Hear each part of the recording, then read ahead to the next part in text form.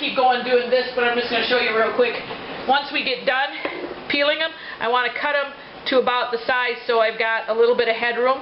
So I can add, I want it completely covered with my brine, and I also want to be able to add my spices and everything to that. So that's what I'm going to do now, is get all these things peeled.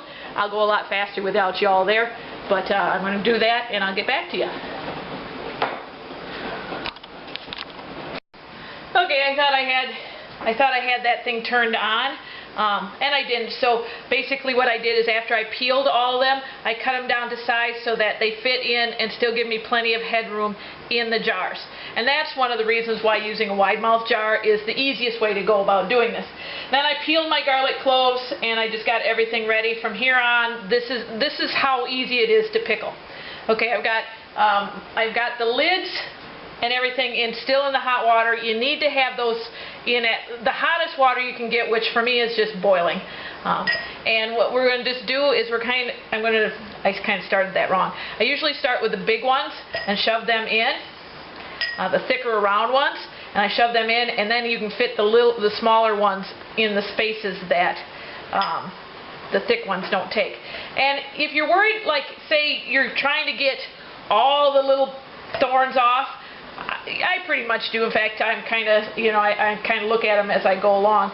But this isn't the worst thing in the world if you still got a thorn on them. What we're going to do after we get all of this done is let it set in the vinegar solution for 2 weeks to a month. The longer you let it set, mine I'm going to probably be getting out in the winter time, because I like eating my food fresh in the summertime. I got plenty of fresh food to eat, so why should I be eating pickled food? So mine's probably going to start coming out in late October for us to start eating. So it's going to be a good amount of time. So that vinegar is going to dissolve any spikes or anything. You're not pickling a porcupine here. You're pickling a plant, a thistle. So anyway, and I'm just going to stick them all in. I don't think I'm going to get more than 4 pints off of this batch, because I'm sorry. I just looked out the window at the rain. The rain came back in, beat me in. Oh, there's a nice thick spot, that one that I want to get in there. Get some of the bigger ones in. And see, if you do the bigger ones like I told you to, instead of like I was actually doing, then you can kind of make the smaller ones fit into the whatever space is left over. And that's where we're going to go now. Now, you can pack them in pretty tight. If I have leftover of the stalks, I'm going to pack them in tighter. If I've got leftover space, I may kind of maneuver them around so they're not so tight. Because I don't think I'm going to get, I know I won't get a 5th jar out of this. So I want these all to fit in. Ooh, that one I didn't get all the things peeled off. But if you get them in super tight, so like you can hardly get any more in, you may want to head for that month. Yeah, hey, sweet Bodie. He says, I gave him one just a little bit ago and he chewed it up. So I think he's thinking he should have another one. If the tighter you get them packed in, the bigger the pieces are. Shoot for that month instead of the 2 weeks. The longer you let them set, the more flavor they're going to develop. That's just all there is to it. You want them to be in there for a minimum of 2 weeks, though, so that they get all that nice acid through them, that nice vinegary acid through them, so that they're preserved. Well, for goodness sake, I got one that decided to go in willy wonky there, so try to put that one a little over.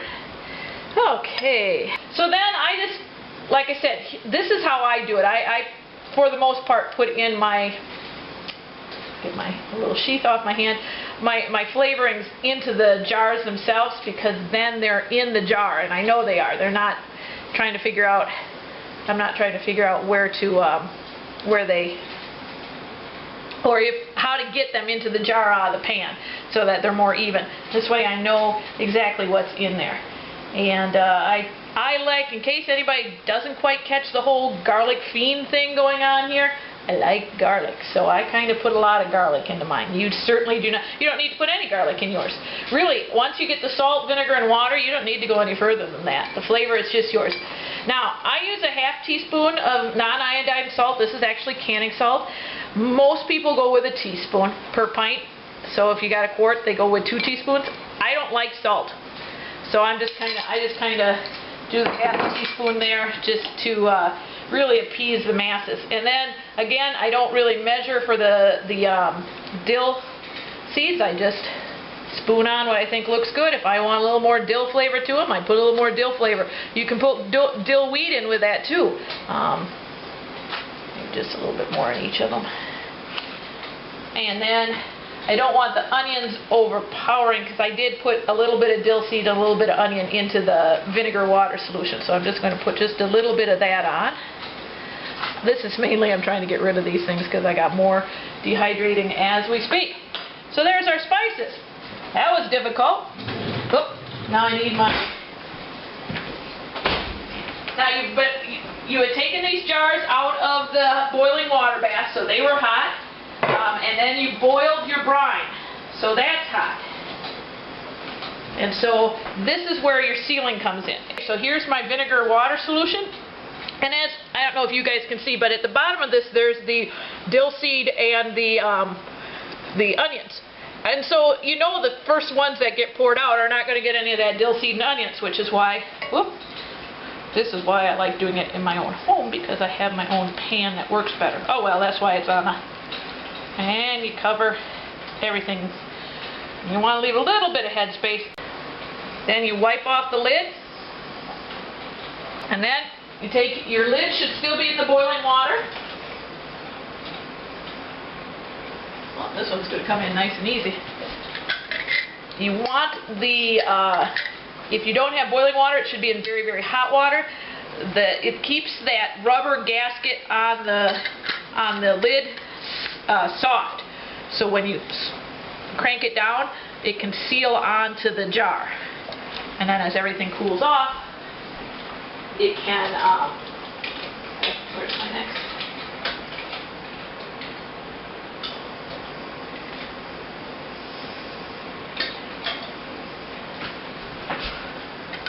Cover each one of them up.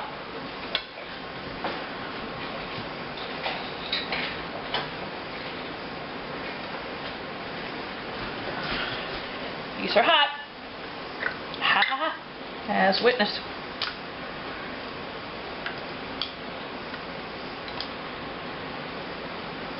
Okay. And I'll put the screw tops on the other ones. There we go. There's me making a mess, but it's also 4 more pints of nice warm pints of pickled thistle stalk. And like I said, they're going to have to sit minimum of 2 weeks. I'd say a month is what I would put them as minimum, because I like the stronger pickled flavor to them. If you let them set, these things can set, if they're sealed, they can sit on the shelf for 20 years. If they get a little rust on them though, as soon as they get a little rust or anything on that order, then you're looking at something a little that maybe you can't use them for that anyway.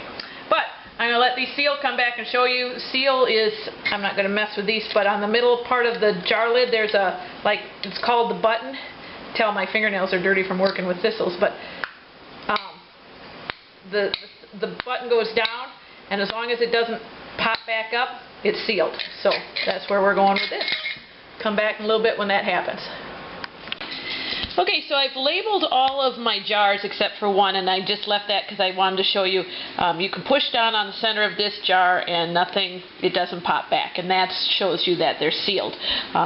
All of them are that way, but I left the one because if I start sticking my finger on all that right after I write on it, I just smear the writing. So there it is. That is pickled thistles. In a little bit, in about 3 days or so, I'm going to take the rings off and then just leave them with just the caps on. And the reason for that is that if you leave the rings on, it can start rusting a little bit faster underneath the rings, so I take them off. Most of the time, if you go down into my root cellars, every now and then you'll see a batch that I haven't taken the rings off yet. Shh, you don't hear me say that though. But anyway, that's your pickled thistle stalks ready to go onto the shelves. and sit and just do their little fermenting, and in about a month I'll be able to eat them. But more than likely, usually we start eating our pickles mid to late October, because in the summertime, all the fresh fruit that's coming out, all the fresh food, everything that's fresh, it just tastes so good. We eat it fresh.